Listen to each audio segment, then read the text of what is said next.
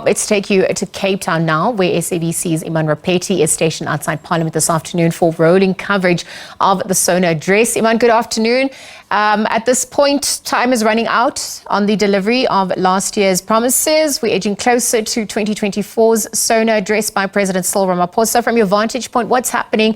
Lots of questions and answers as well as we speak. Liesl, good afternoon, and good afternoon to our viewers. Yeah, tonight is a big night. We are going to take a retrospective view. All day we've been talking to different reporters in several provinces across the country about some of the real issues that people like farmers and people who are victims of crime have been experiencing. So there's a heavy burden of expectation on the president tonight. But here we are on the front stoop of Table Mountain, a really magnificent view which we're going to share with our viewers momentarily. The weather's held beautifully throughout the day, and we kicked off our coverage this morning with our morning live team talking to flower sellers nearby and just talking about the realities of what it is to live in an economy like ours right now. We are here at the historic Cape Town City Hall, and for those with short-term memories, you'll recall that there were two important moments in South Africa's history, really, that unfolded just behind me. On the 11th of February 1990, who can forget President Nelson Mandela with President Cyril Ramaphosa standing on the steps behind me. Ramaphosa at the time was part of the national committee that was arranging all of Madiba's post-release events around the country. It was a magnificent moment for South Africa.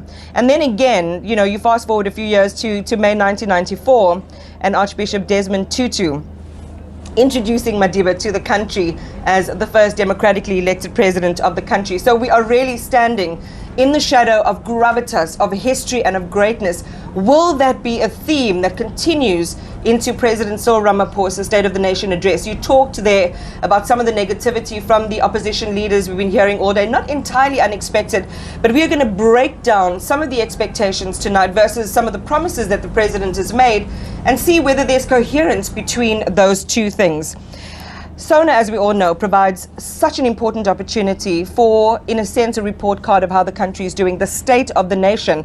However, the president gets to pick what fits into that frame. And again, are the issues that he's going to share with the nation the real issues that really affect the nation tonight? We're going to have, again, a lot of coverage and analysis on that. So it's been, 2,183 days since that momentous night on the 16th of February in 2018.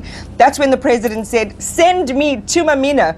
And he announced this sermon of his new dawn. Has it really been a dawn or a nightmare? I know we've riffed on that metaphor, or on that phrase, a lot over the last few years, but we are going to delve deeper into that today as well. I want to take us very quickly into what the cadence of our program this afternoon is going to be like, and I'll be in place together with Sakina and other members of our reporting team, just walking you through some of the logistics and the expectations of the night.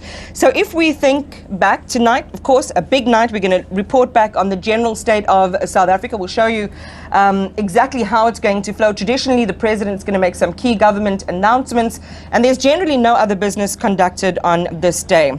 It is the joint sitting of two houses of parliament, three arms of state, all under one roof. And just to let you know, Brigadier General Martin Fenny is going to join us to focus on some of the proceedings. There's a lot of military pomp and splendor that happens as well. We'll have the Civil Guard of Honor, state ceremonial 21-gun salute. Definitely the South African Air Force fly past. And it's strange, I was talking to some of the reporters who are saying, even though they've covered many sonars, you still kind of hunker down a little bit because the sound is so magnificent and thunderous. And of course, we then will have the official address by the president.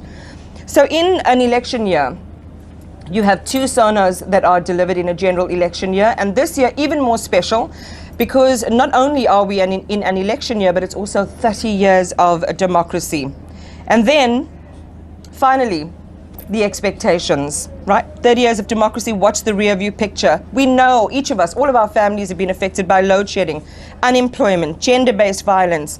And then we're going to talk and look forward to the 2024 national and provincial elections. I'm going to be joined in studio by Professor Amanda Gous. We'll talk to her in just a moment, just to really go through some of those themes. There you see her there. I know she's just as excited as I am, aren't you, Amanda?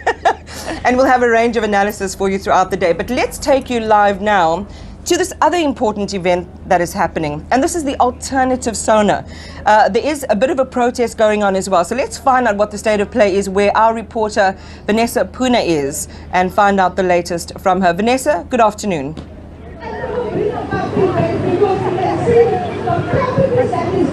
Iman, good afternoon to you. Yes, we're coming to you from St. George's Cathedral, of course, a few hours before President Cyril Ramaphosa delivers that State of the Nation address. And here behind me, it's what's called the People's Sona, of course, organised by a group called the Cape Youth Collective. And just some of the issues highlighted here today are unemployment, a huge concern among young people in South Africa. They've highlighted issues around jobs, around food insecurity. But I'm speaking to some of those young people right now. Joining me is Faria Teba. Faria, good afternoon to you. So I see you've got a banner here calling for the real Sona. What is the real Sona from the Cape Youth Collective's point of view? The real Sona is a space where people can come and actually speak about the challenges that they're facing. As a Cape Youth Collective, we think the Sona that the President's going to deliver will be far removed from the actual reality lived by South Africans. So when you talk about the reality by South Africans, some of the themes I've heard just now is food insecurity, is joblessness among young people, is the crime situation. Explain to us what exactly you would like the President to address, or if you feel that it may be a little too late, what are your views around those important themes? I would say it's too late, but I think something that's particularly important right now would be the issues faced by students. Students at CPUT are currently unhoused, NASBAS is in shambles. So for me, that's something that needs to be addressed, but I highly doubt it will be adequately addressed or dealt with. When you tune in, if you tune into the President's address tonight, what salient points would you like him to touch on in terms of where the country is and where we're going to? I won't say there's anything I want him to say in particular, because I think he will say the same stuff he said over the last 4 years or however many years he's been in power. So personally, I think this is a much more valuable space, and I'd rather listen to this. Faria, thank you so much for speaking to me. Of course, just some of the voices that we are garnering on the ground here at the People's Sona held at St. George's Cathedral. Young people are coming out and saying that this is indeed the true state of the nation. Let me bring in here Joel Stevens, also someone with a very interesting, sad banner. If I can just ask my colleague Josh to show you 50 deaths to gang violence in Hanover Park since October. The city works for who? Joel, obviously you have a few concerns, and I think just judging by your banner, one of them is the high crime rate, not just here in Cape Town, but across the country.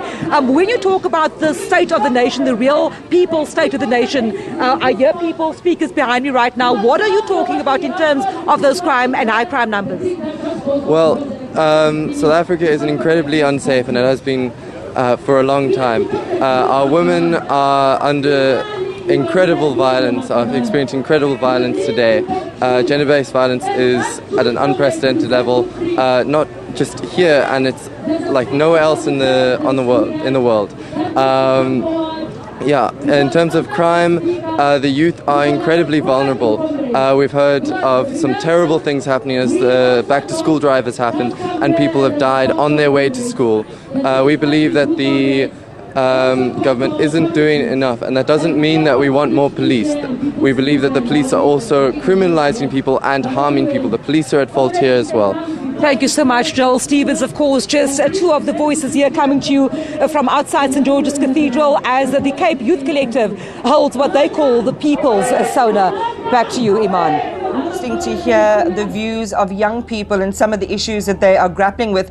We heard from the IEC over the last voter registration weekend that at least those numbers in youth registrations to vote in this election have come up, and it seems like some of that election, messaging has really encouraged and catalyzed young people to turn out.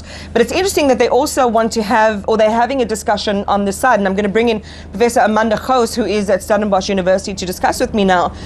Reflecting on the IEC, yes, thumbs up, more young people registering to vote.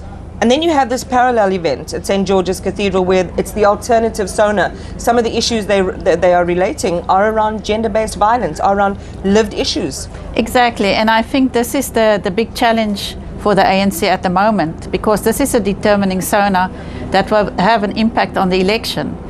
And, I think that the lived realities of people on the ground is very often ignored. We get a lot of statistics on all the successes of what the ANC has done throughout the year, but it's not connected to a cost of living crisis, constant load shedding, water shortages, infrastructure decay, and young people unable to find jobs. We've just put another 800,000 young people into the economy that's just finished matric. So it's that problem, and we are not creating enough jobs. The problem is they're not guaranteed that place in the economy. Exactly. There's a whole lot of muscle, a whole lot of labor, intellectualism that's lying untapped. And a potential to grow this economy. Yeah. I mean, I teach young people and I see the potential. And it's very disheartening if they can't find jobs, even with degrees. So in the intro, I was mentioning, Amanda, that the president gets to choose the picture that he wants to put in the frame, which is really the family picture of South Africa tonight. How important is it that he does reflect on some of the voices that we have seen and heard just now? I hope that he would reflect on that. He will have to paint a rosy picture because he needs to inspire the voters. So we will hear of the success stories. So, I mean, there's been more solar energy created, more solar and wind connected to the grid. There's been, more sexual offences courts open, and so on.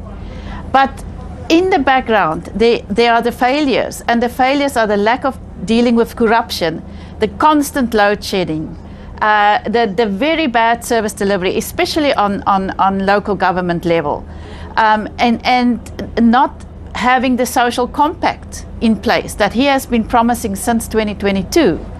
And add to that the decaying ports and the Transnet crisis that has the biggest impact on the economy at the moment. Yeah. And I don't know how he's going to skirt around that or make new promises, but it's going to be a big challenge. Well, government might say, well, we've got the infrastructure fund and we've got these various instruments to do exactly the thing that you say needs attention, and that is to provide a catalytic injection of funds so that we can have proper working infrastructure. How do you see that in relation to what's actually happened, and given the crises both at the ports and in the logistics sector in the country? Well, I think this is the problem all along, is the red tape that government has created for itself. And if we talk, for example, around visas, right? Last year he's announced that we're going to reduce the red tape around visas. It's actually become worse. So investment is made, but it's on the level of implementation that it fails. And we need to ask, is it a problem with skills? Or is it that funds are now procured in a way that, again, it goes into the hands of people who are corrupt? So it's that. And he came to power on the ticket of dealing with corruption. And have we seen any dealings with corruption? Not a single case that was mentioned in the Zonda report so far has been prosecuted. So these are the things you would invite then the populace to be mindful of as they listen to the State of the Nation address tonight. But I don't think I have to remind them. I think they feel it on a daily basis. Amanda Gous, thank you as always for availing yourself. We really appreciate it, Professor Amanda Gous. Liesl, with that, it is back to you in studio. But again, what a beautiful day we've been given. And we will continue our rolling analysis and coverage here on the steps of the Cape Town City Hall.